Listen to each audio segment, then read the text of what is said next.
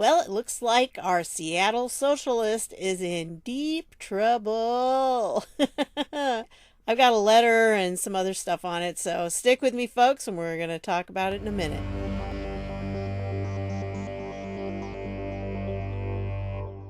Hey, everybody, this is Deb with Truthification Chronicles, and I'm recording this on the 4th of July in the evening, and I hope you had a good 4th of July, because I know by the time you see this, it'll be over.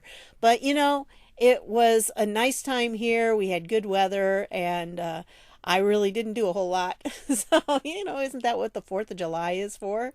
But I did eat a couple of hot dogs just to make sure that I was American. Yeah. So I wanted to share some things with you I found. And it was too much to put in the video that I put up yesterday. And I just, there's so much going on. I tried to split them up a little bit more, but wow, I just don't have the energy to do them all.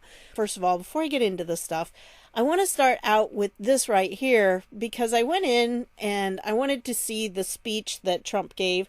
I watched it. If you have not seen his Mount Rushmore speech from Friday night, you need to see it. Okay, it was awesome. It was like one of the best speeches ever.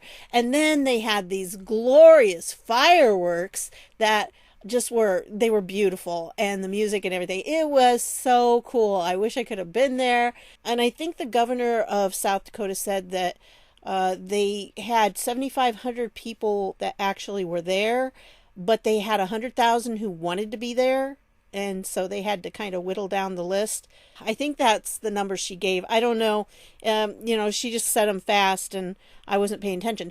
And honestly, I was using my phone to put it on my TV and I don't know which stream I was watching. So I thought, okay, well, I'll put the link down below for you. And I can't find which one it was. Okay. This is what I put in, and I want to show you this because I think this is pertinent. Trump's speech at Mount Rushmore, right? Figured that should narrow it down. Yeah, well, look what you get. First of all, you get coronavirus updates. Trump hosts Mount Rushmore fireworks. How is that a coronavirus update? It's not. It's not, but they're making it into one because they can't talk about the riots that caused a bunch of people to become positive. But you know what? It's immaterial. This is putting us towards herd immunity. We have to have 60% who have already had it and recovered for herd immunity. We're at 44% now, so we're getting very close. And it may even be more than that, who knows, with the way they're messing with the statistics. But anyway, so here I got USA Today, CNN, and this is Trump's Mount Rushmore speech won't make sense to most people. Yeah, that's scary. If it didn't make sense to you, then you've not been paying attention. You don't know what's going on in our world, and you really aren't an American. Because what he said, a lot of the stuff that he was talking about is exactly what's going on in our country right now. And basically, he came out kind of like the parent saying, look, I've had enough of your shenanigans. We're going to stop this, and we're going to stop it now. This is over.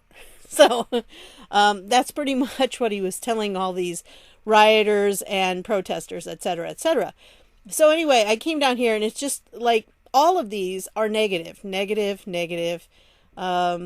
they're from like NBC News. I'm sure that's a positive spin. Anyway, so it's just amazing that all of these sources, I mean, look at them. I didn't see the White House stream at all. And that's what I thought I was watching. I can't remember. I, need to go back in my history, I guess. But, yeah, so I just kept going down. Here's Fox News. That's the first one. But look how far down I am. You have to go that far down. Of course, you've got to have PBS, putting their 2 cents in. Bloomberg, of course, all these negativities.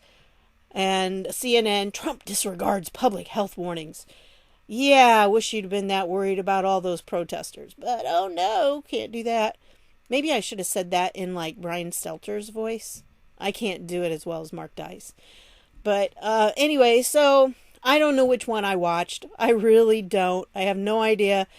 But I'm sure you can find it. And of course, they've got to put in about the protesters and, all of this. So I just thought I would mention that. And like I said, I did think it was White House. So I put in White House. And this is what I got. This is not White House. They have an actual channel. Don't you think that would come up like at the top when you search for White House? But oh no, it doesn't. And just in case you don't know this, if you are in a situation like that where you're looking for a channel and you can't find it because they're hiding it, go here to the filter and click on channel, and it should bring it up. Okay? Oh, you can go to the Obama White House. I'm sure you want to go there, don't you? It's creepy. Yeah, they had 7,000 videos. We're already at 2,600 here, but not near as many as he had, so kind of wonder. Well, anyway, but the White House now has 1.62 million subscribers. So that's a good thing, right? But yeah, it's just kind of odd when you put in White House, that's what you get. But yeah, that filter there can save you a lot of time if you're looking for a specific channel. It can be frustrating sometimes.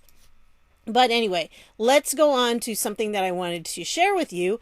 This is the Declaration of Independence. This is what it actually looks like. Now you can see it's very faded, and that is part of the problem. So now it's put in a place where it's really hard to get in to see almost, because they have it so taken care of to try to preserve it. And this is the back of it. And then this, you can download these, by the way, if you want. And then this is like an engraving that they did. They did a stone engraving so they could, kind of print copies of it. So that was the plate they used for it. So you can see that. And again, you can download it too. This is all in the National Archives, and you can go find our founding documents. And I think it's always good for us to refresh our memories. I mean, some of us had to read these when we were in high school, and I'm sure at the time it went over your head just about as much as it did with mine. I just didn't really understand the significance of why I should be reading these documents. I mean, in some ways I did, but I wasn't really very interested in politics in those days because I didn't understand how it applied to me and how it would affect me personally. And teenagers, they're kind of self-centered, so if it doesn't apply to me, why should I bother learning about it? I mean, I learned it for the tests, but I didn't really do it diligently. But anyway, you can go here. You can get a lot of our founding documents from the National Archives. You can usually download most of them. And so here is the transcription of it. This would be if you want to actually read it. And, because in the original, when you look at these, you see that it's kind of hard to see, and the script can make it difficult to read sometimes because, most of us have not read script from those days, and so sometimes it's a little harder for us to read. But here's the transcript of it. Now, in case you don't want to sit and actually read it, I did something for you. I took my Read the Writer channel, which it doesn't have hardly anything on it. It's not very big. And I do want to put dramatic readings on there and some other stuff, to help new writers, and some book interviews later on with authors. But that's in the future. And, right now the politics is just taking up all of my time. But I did a dramatic reading of the Declaration of Independence, and I have it on the screen so you'd be able to follow along if you want to, or you can just set it and go and do something else if you want to. So I'll leave the link to this down below because the channel is so small, and it is one of those that you almost have to actually search. You have to use the channel filter to find, because if you just search for it, you're never going to find it. So anyway, I did that, and then I also did this. Yeah, I found out how to do masks on Teespring. So I do have a Teespring store, but YouTube won't let me put the shelf down below the videos, for some weird reason. I don't know. It doesn't give me that option, even though I fit all the qualifications. So I'm not sure what the deal is, why it doesn't like me. It doesn't give me that option to put it down there. So yeah, when I add new things, and I can't put them so that people can see them, and sometimes I just forget to put them at the end of the video, and it's an extra step, and but I do have a mask here that you can look at. It's the Declaration of Independence, which I think is kind of ironic in some ways, because here you are having your liberties stifled, and you're have the Declaration of Independence. just, I thought maybe you'd be interested. And then there's like a bag if you want to do the bag. And again, it's the same thing. But I did those. I have all kinds of t-shirts and things. If you're interested, you just click the link. It's down in the description. I've got the link to my Teespring store. And I've got all kinds of t-shirts and hoodies and even cell phone cases and just lots of different things. So, go in there, check it out. I do have a few of the 17th letter of the alphabet shirts left. I have a number that's like a capped number on those. I can only sell so many. And then I have to change the design slightly. So I do have a couple different designs. And so anyway, I just thought I'd point that out to you. But that's enough of that, right? Let's get on to the important stuff. Here we go. We're going to talk about CHOP tonight. Seattle's CHOP, Chaz, whatever you want to call it. Because technically it should be dismantled, but it's not yet. There's still a lot of issues there. And I'm sure I have some people that are from that area. You gave me some really good information in the comments, and I appreciate that. Because I'm not there. I just have to go on, what I'm seeing in the news and everything. But I wanted to point out this interview. If you've not heard this yet, it came out on July 1st. And this was Hannity with the father of the teen who was killed in CHOP, one of them. And there have been at least 2 or 3, haven't there? I know there's been 2. And I think maybe a third one. I'm not sure. But anyway, this just will break your heart, especially if you're a parent. It's so sad. And why? Why did this happen? It was supposed to be, the summer of love, right? That's what the mayor said. Well, after that happened, of course, then the mayor got a lot of pressure to start rethinking her idea of letting CHOP go and not doing anything about it. Well, this came out on the 29th, and the mayor had a little bit of a wake-up call. Now, remember, since it was the beginning of June, I think, when this started. Since the beginning of June, these people have, occupied that 6-block area. And the people who live there and the businesses who have businesses there have been having difficulty just functioning. They're kind of terrorized if they don't go along with the crowd, and it's been a dangerous situation for those people.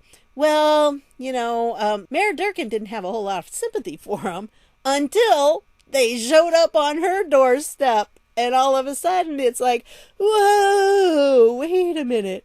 And so I like this article, what he says here. Seattle Mayor Jenny Durkan has been very tolerant of the city's Capitol Hill organized protest, or CHOP. For weeks now, CHOP has squatted on land it doesn't own and violated the constitutional rights of the 30,000 Americans who live on that land 24/7.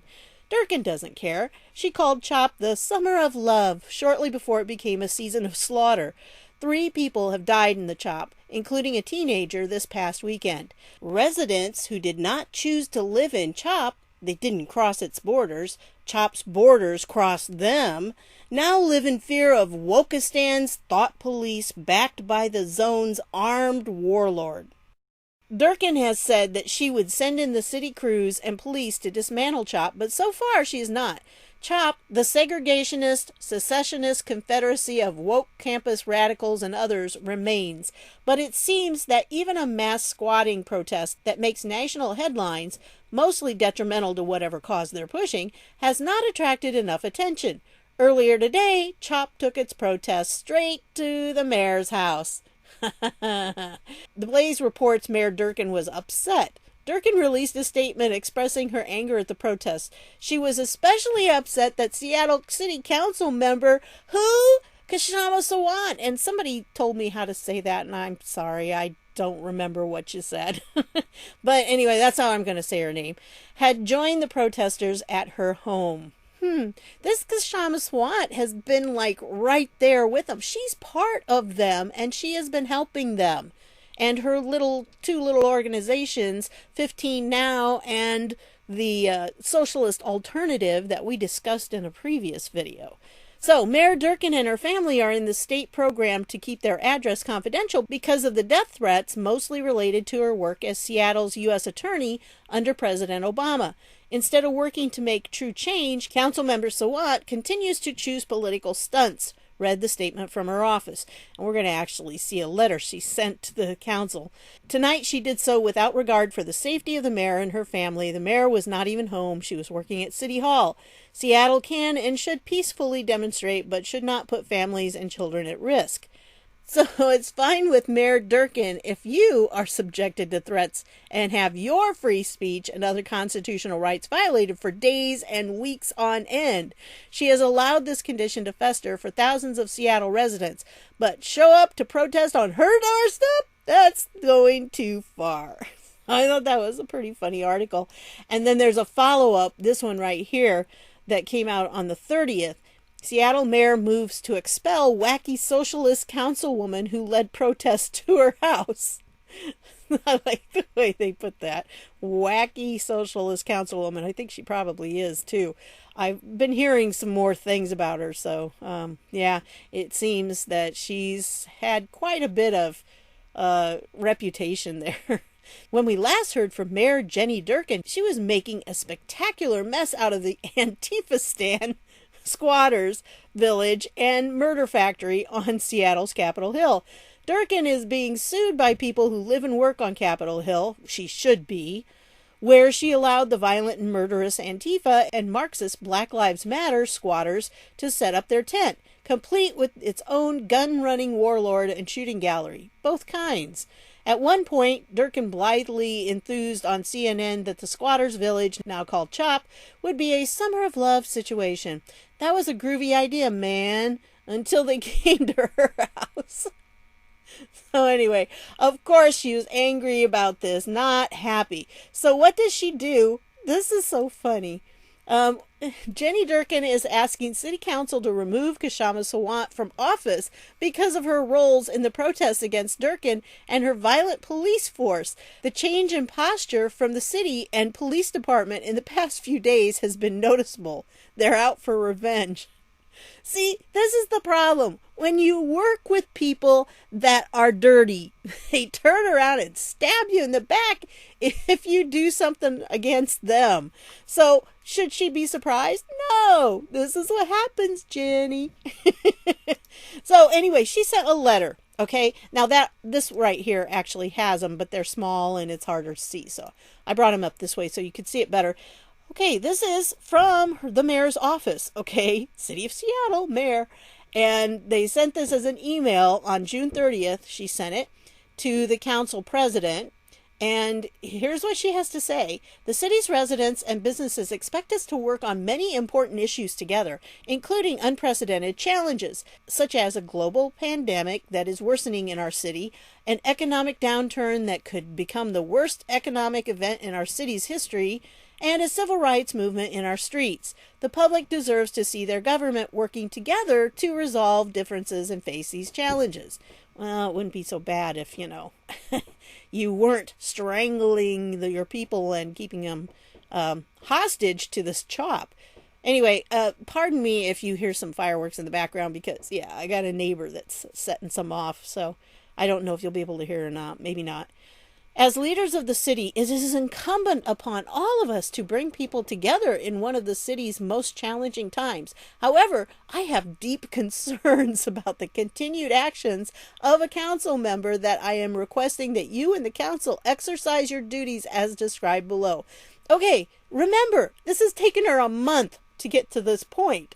All right? This lady, this councilwoman, has been working behind the scenes, has been fomenting a lot of this stuff that's going on with CHOP, but it wasn't a big deal until she marched on the mayor's house.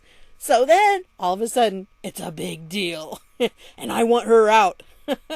So she goes on and she says, I completely respect that any of us may disagree on policy issues, sometimes strongly. Disagreements on policy contribute to a robust public debate. However, policy disagreements do not justify a council member who potentially uses their position in violation of law or who recklessly undermines the safety of others, all for political theater. Article 4, Section 4, provides the council may punish or expel a member for disorderly or otherwise contemptuous behavior. Now, this lady has been an unabashed socialist, and that has not been bad enough And that wasn't considered a contemptuous behavior when she was trying to take down the government. But oh, now, all of a sudden, it is. Some of these violations may be additional violations of the Seattle Ethics and Elections Commission. They have one. You're going to see that later as the SEEC. So when you see it, that's what it means. But all of these falls within City Council's purview. The City Council may choose to ignore and dismiss her actions, but I think that undermines public confidence in our institutions. This letter requests that the Council exercise its charter duties and fully investigate Council member Kshama Sawant and determine if action should be taken for the following. Okay, here are her crimes. This has been going on for a month now. Just remember that. Relinquishing authority of her office and disregarding city employment and hiring rules. In Councilmember Sawant's case, the media has uncovered documents. Now, this is like fact, okay? Evidence. They have evidence suggesting that she may have effectively delegated decisions regarding hiring and termination of city employees to an outside political organization. According to the documents, the National Executive Committee and the Seattle Executive Committee of the Socialist Alternative Party had authority over staffing decisions for the City Council office. That should chill all of us, by the way. And if you find out one of your city councilmen or women or whatever are doing this, you should make sure that they are taken to task for it, because, you know, this is what's happening. There are a few who are pulling the strings of the ones they get put in power. Kind of scary. At least one employee was allegedly fired as the result of a decision of the executive committee of this political organization. And that employee protested that the firing was the result of political retaliation. And then it has, see here and here. So those are links, evidently, but it's, you know, this is a PDF, so they don't link. And then it goes on, using her official office and equipment to promote and raise money for a ballot initiative or other electioneering, and for failing to comply with public disclosure of all funds raised and spent in those activities, including a website registered to her husband, I think that's the 15 Now website, and promoted by Councilmember Sawant. Yep, there you go. See, we were talking about this, as this has been out there. While the SEEC and possibly the PDC continues to investigate, I believe it is imperative that the council conduct its own inquiry. This is important for public confidence, and because it could also impact council's work on proposed related revenue ordinances pending before council, as one is explicitly tied to the proposed ballot initiative. The public has a right to know that public resources of the council are not being used in violation of campaign and ethics law. Yeah, this lady, she's dirty, man, that Sawant. And the funny thing is, this all should have been brought out a long time ago, because these charges here are not new. The only reason they're coming out now is because Mayor Jenny just had a bunch of these protesters show up at her house. And had that not happened, I don't think she would have brought any of this out to the council's attention. You know, they cover up. That's the problem. And they always talk about ethics. That's what really gets you. Using her official position gave access to city facilities to admit hundreds of individuals at night into City Hall when it was closed to the public because of COVID-19, and failing to follow the city's COVID-19 precautions for the visitors.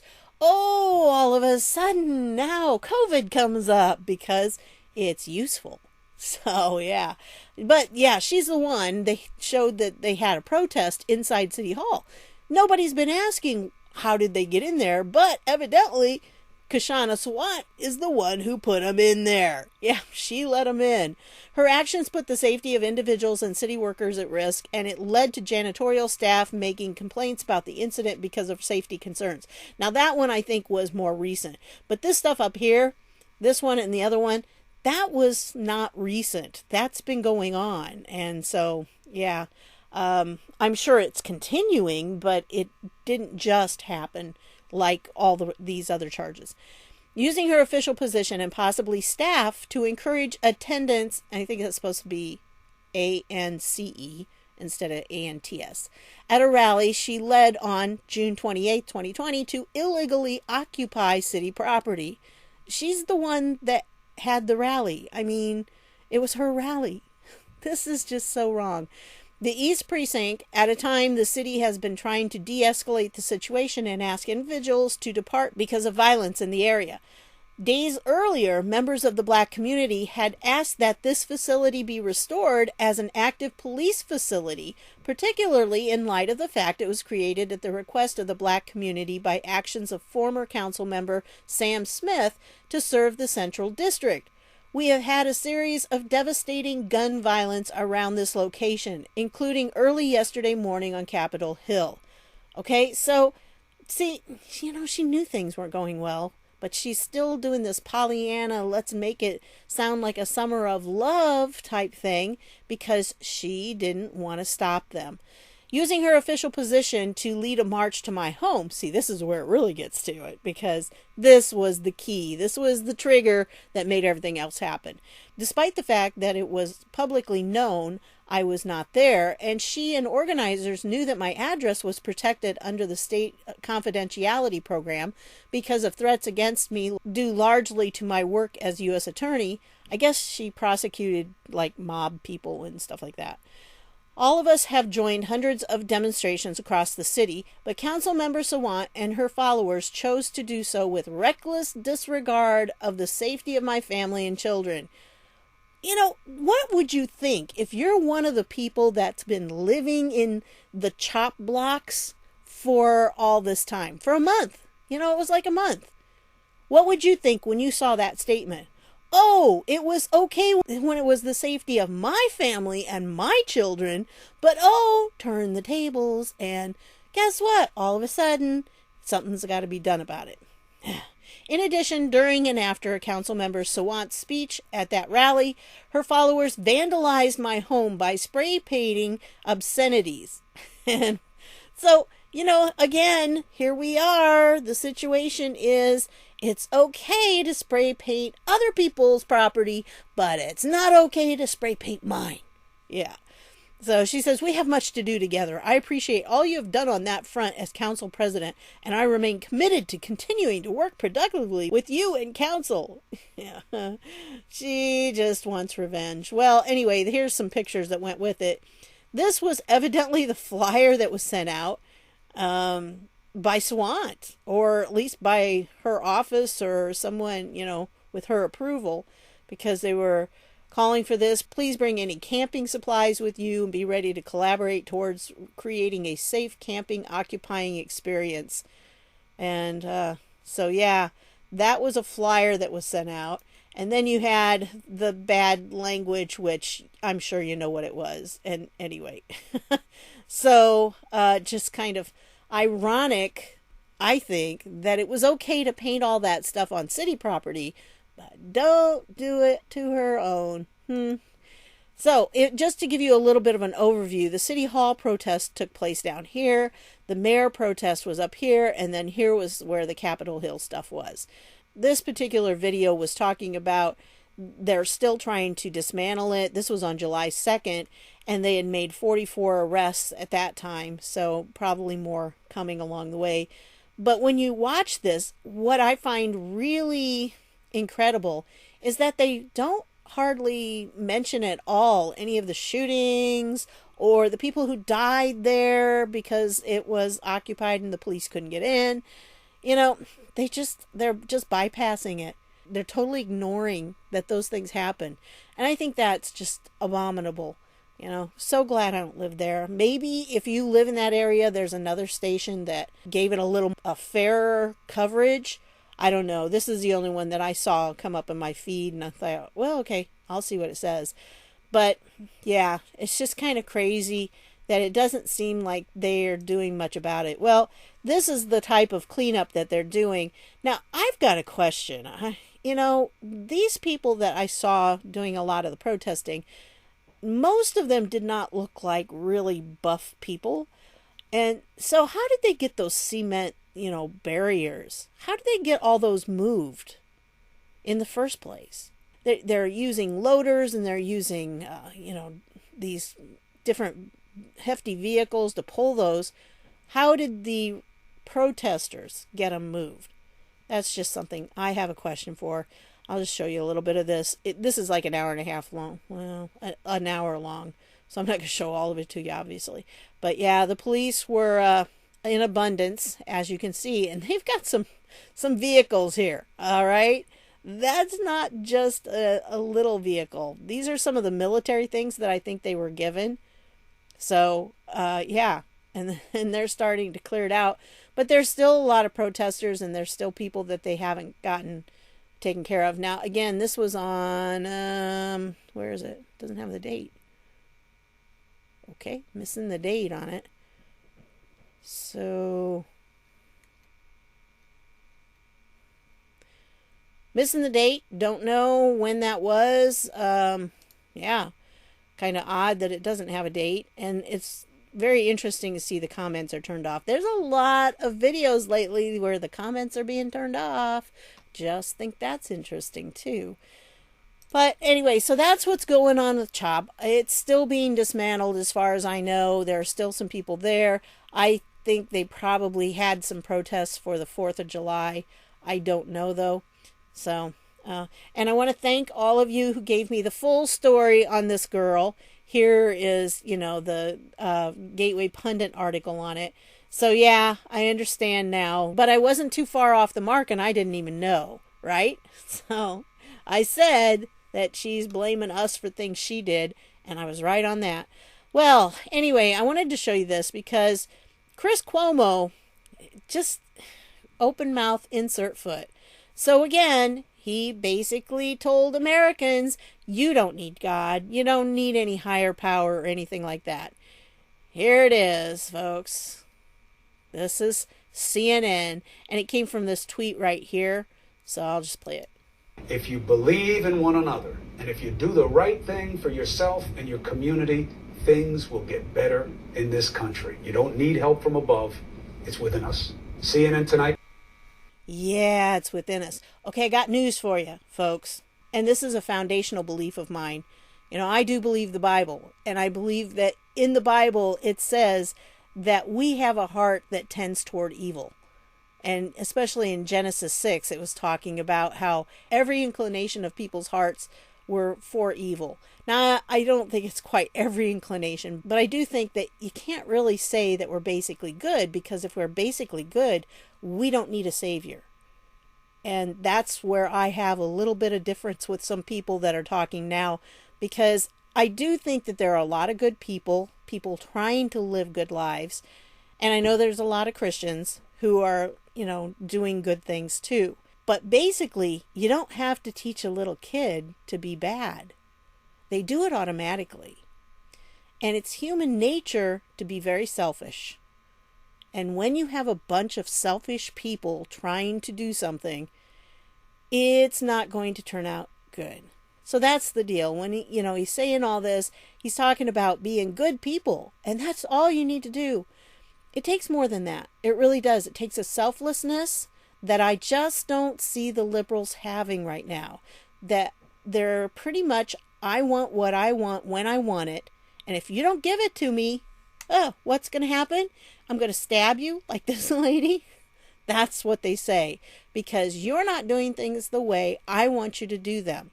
And that just comes from, the selfish, self-centered type beings that we are. So yes, I think that without God's intervention, that we all would be very selfish people, and it would make our planet a living hell. So I'm very grateful that God has intervened, and that there is a God, contrary to what Chris Cuomo says. We do need him, and we need him a lot, even more now, because of everything that's going on. So anyway, that's what I've got for you on this one. I want to thank you for stopping by, and I'll see y'all later.